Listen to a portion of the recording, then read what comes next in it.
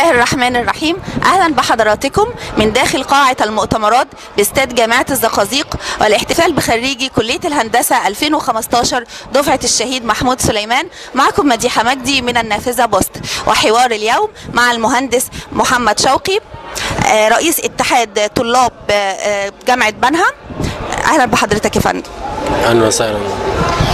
باشمهندس، حضرتك حاضر النهارده نائبا عن رئيس اتحاد طلاب مصر محمد مصطفى بدران. مهندس محمد شوقي خريج كلية الهندسة، وانت النهارده في جامعة الزقازيق، تقول ايه لدفعة نفس خريج كلية الهندسة المهندس محمد شوقي؟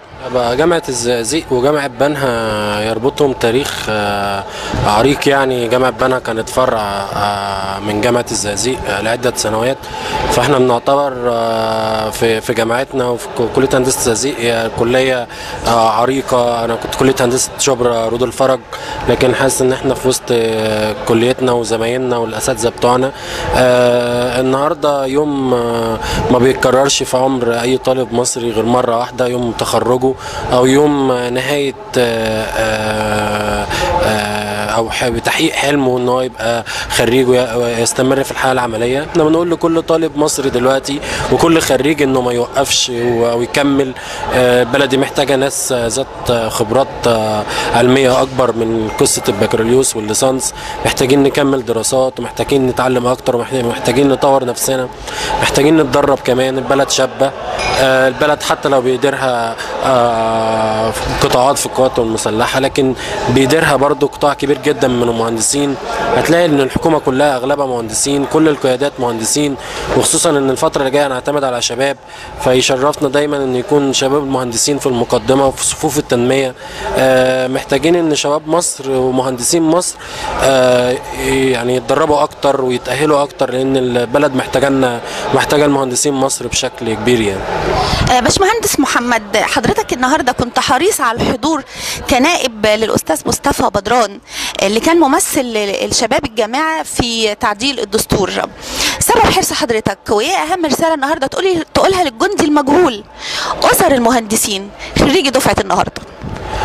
انا دي كانت كلمتي، لان دايما بشوف ان كل اب تعب عشان ابنه وسهر واجتهد واشتغل اكتر عشان يوفر حياة كريمة لابنه في كلية صعبة وكلية عملية زي كلية الهندسة بمصاريف كبيرة جدا كلنا بنعاني منها. فده اللي واجب نقول له شكرا، وواجب ان احنا نبوس راسه. كل ام سهرت وتعبت وربت وشقيت بقى وسهرت الليالي في عز الامتحانات وفي عز المذاكره وفي عز التعب والقلق. هم شالوا قلق اكتر مننا 100 مره، تعبوا اكتر مننا. النهارده بنقول لهم تعبكم ما راحش هدر، تعبكم بان نتيجته النهارده في حفله تخرج اولادكم. النهارده الشباب اللي بيفرح القلب ده موجود النهارده عشان يقول لكل اب وكل ام شكرا بجد على التعب والمجهود، وان شاء الله يترد لكم جزء من الجميل اللي في تربيتنا وفي وجودنا في الحياه. اما بالنسبه لتمثيلنا النهارده، يعني تاكيدا عن ان الاستاذ محمد مصطفى بدران رئيس اتحاد طلاب مصر موجودين مع طلاب مصر حتى لو احنا كنا خريجين. احنا مش منفصلين عن الشباب في اي جامعه، لا، موجودين معاهم دايما في احتفالاتهم وفي انتصاراتهم. وربنا ما يجيب لناش حاجه وحشه ابدا، وربنا ينهي حاله الحزن من البلد كلها ونبطل نحط شارات سوداء. نفسنا نفرح ونفسنا البلد تقف على رجليها. الشباب دي هي اللي توقف البلد على رجليها.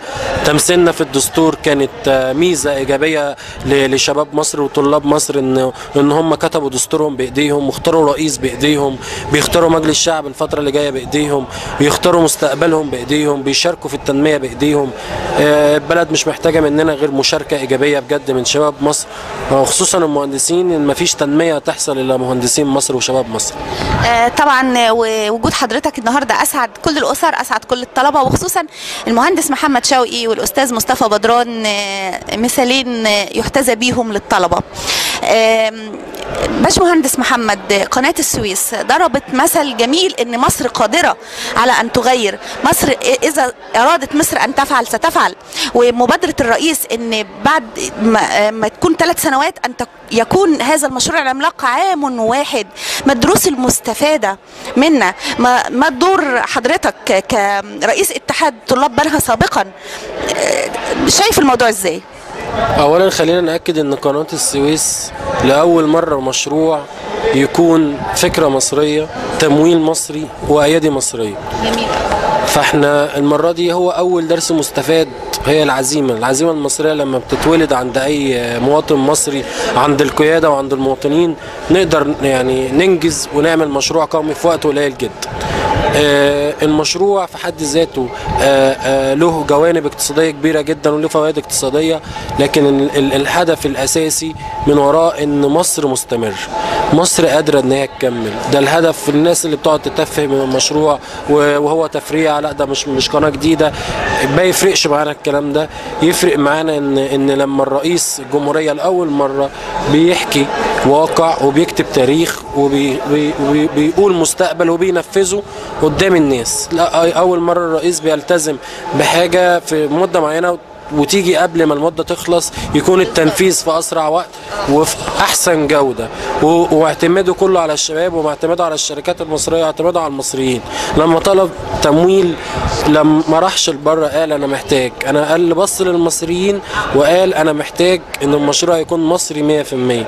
شعب مصر في عز المحنه وقف ودفع فلوس المشروع واكتر من حق المشروع في وقت قياسي عمره ما حصل. المصريين محتاجين الصدق، الرئيس يعلم ده كويس جدا، ان الصدق مع الشعب هو طريق النجاح. الرئيس مش مفتعل في معظم احاديثه وفي معظم ما بيتكلم من قلبه مع معظم الناس، عشان كده الناس مصدقاه.